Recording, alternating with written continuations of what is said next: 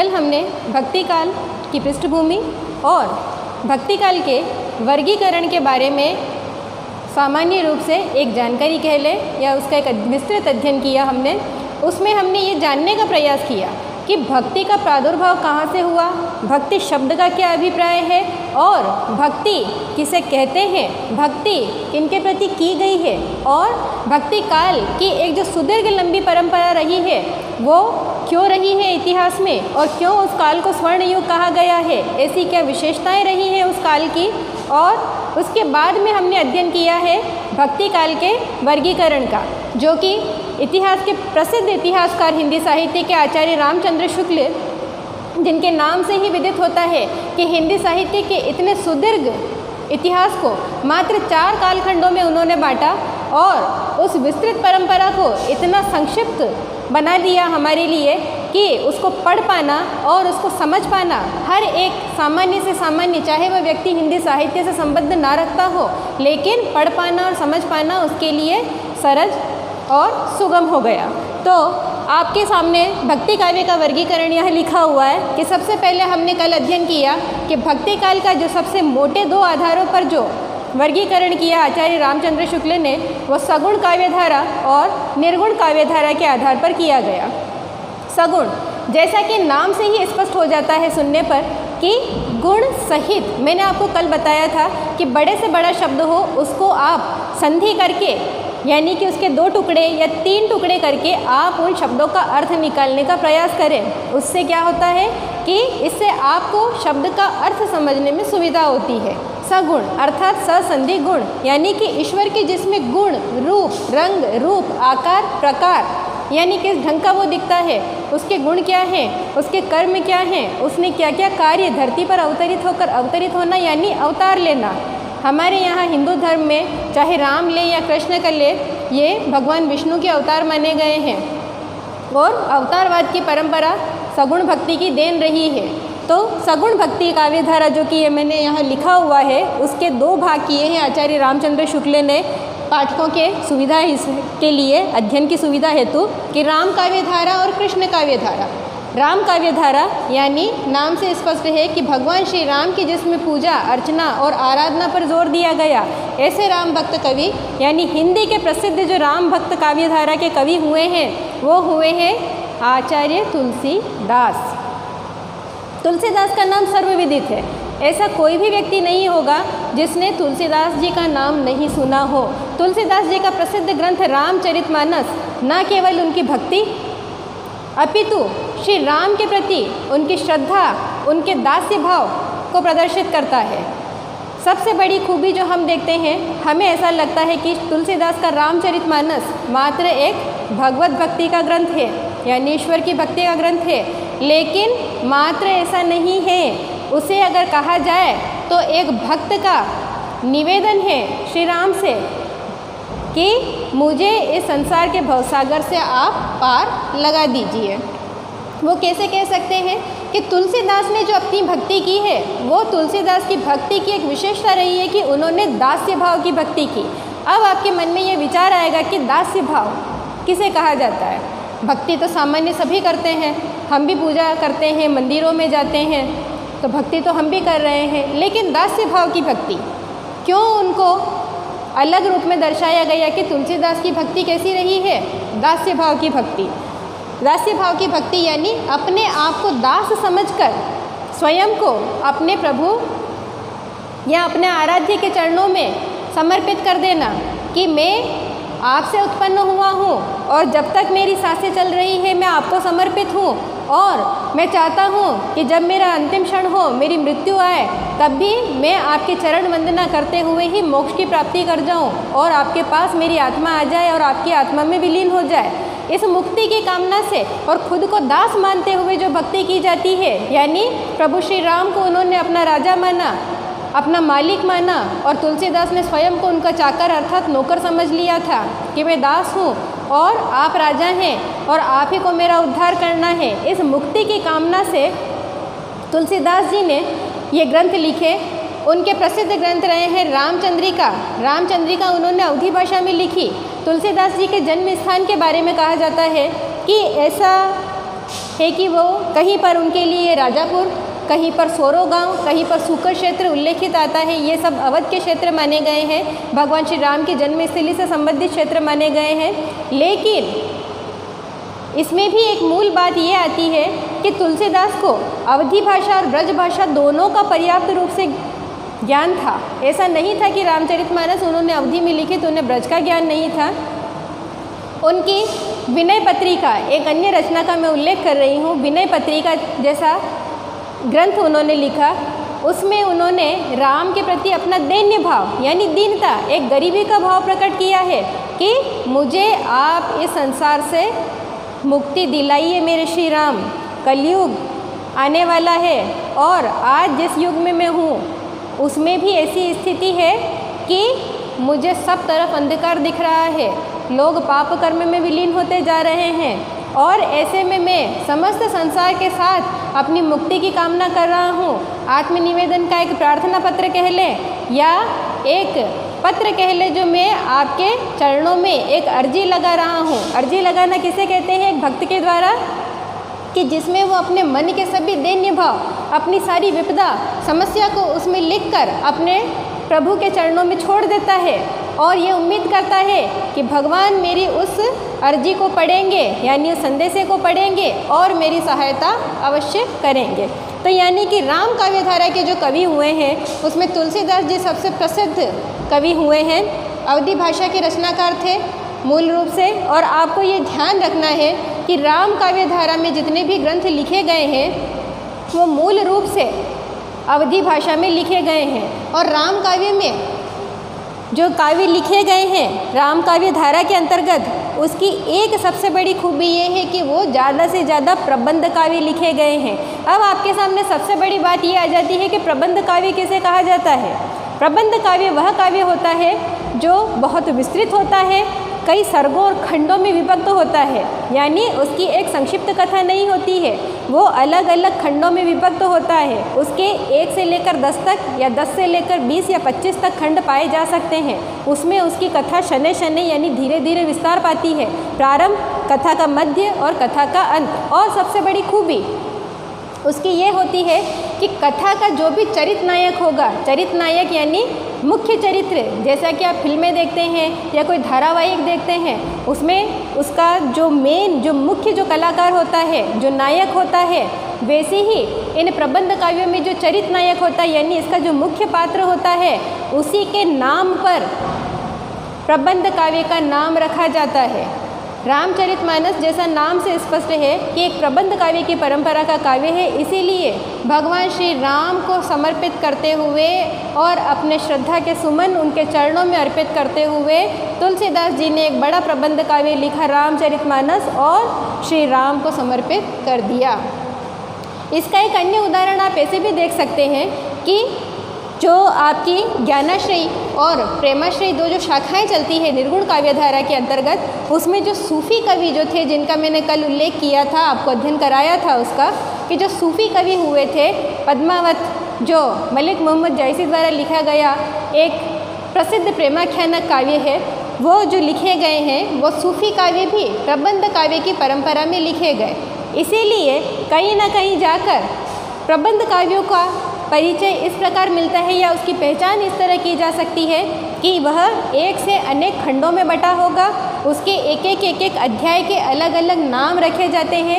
मंगलाचरण से प्रारंभ करता है कवि, फिर उसके बाद में मंगलाचरण अर्थात मंगल गीत के द्वारा, यानी जिस भी ईश्वर को वो मानता है, या हिंदू धर्म में सबसे पहले किसकी पूजा की जाती है किसी भी शुभ कार्य के पहले? भगवान श्री गणेश की। तो भगवान श्री गणेश की वंदना की जाती है, फिर बुद्धि की देवी माँ शारदे की वंदना की जाती है, और फिर उसके बाद में जाकर वो जिस भी आराध्य के प्रति या जिनके चरणों में वो चरित काव्य या प्रबंध काव्य प्रस्तुत करना चाह रहे हैं, फिर उनके बारे में वो लेखक या कवि लिखना प्रारंभ कर देते हैं। तो यहाँ तक आपको ये समझ में आ गया है कि प्रबंध काव्य किसे कहते हैं। राम काव्य धारा में प्रबंध काव्य लिखे गए, ये इसकी मूल प्रवृत्तियाँ हैं। प्रवृत्तियाँ अर्थात उस काल में या उस काव्य धारा की मूल प्रवृत्तियाँ, यानी प्रवृत्त होने वाली तियाँ, यानी मुख्य विशेषताएं, जिन्हें हम मुख्य विशेषताएं कहते हैं, वही मूल प्रवृत्तियां कहलाती है। अगर आपसे पूछा जाए कि भक्ति काल की मूल प्रवृत्तियां क्या हैं या भक्ति काल की मूल विशेषताएं क्या हैं, आपको दोनों में अंतर समझने की ज़रूरत नहीं है। दोनों में आपको एक ही जवाब देना होगा और एक ही बात को रखना होगा कि भक्ति काल की मूल प्रवृत्तियाँ ये हैं, वही भक्ति काल की मूल विशेषताएं हैं। तो यहाँ हमने बात की, सबसे पहले राम काव्य धारा का पहला बिंदु आता है राम का लोक रक्षक रूप। लोक रक्षक, लोक रक्षक से आप क्या समझते हैं?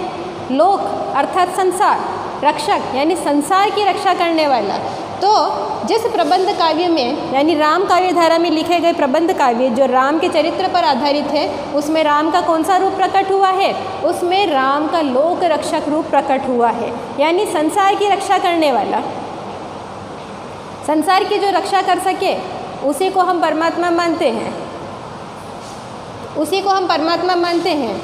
और राम का लोक रक्षक रूप प्रकट हुआ कि अपने भक्तों को याद करने पर, भक्त जब भी उन्हें पुकारते हैं, पीड़ा में होते हैं, पीड़ित होते हैं, कष्ट पाते हैं, और अपने मन से जब वे श्री राम का नाम स्मरण करते हैं तो राम उनकी रक्षा के लिए तत्पर रहते हैं और वे प्रकट होते हैं और धरती पर किसी न किसी रूप में अवतार लेते हैं। फिर दूसरा बिंदु आता है आपका दास्य भक्ति। राम भक्ति काव्य की सबसे दूसरी जो बड़ी विशेषता वो रही है दास्य भक्ति की, कि इस भक्ति में राम के प्रति प्रेम तो रहा है, समर्पण भी रहा, निष्ठा भी रही है राम भक्त कवियों की, लेकिन अपने आप को एक दास माना कि हम राम के दास हैं। दास अर्थात गुलाम, नौकर या सेवक मानना कि हमारा काम क्या है? श्री राम के चरणों की वंदना करना और उनकी गुलामी करना। गुलामी कहने से मतलब ये नहीं है कि बिल्कुल ही वो और कुछ काम नहीं करते थे या श्री राम का ही नाम स्मरण करते थे, ऐसा नहीं था।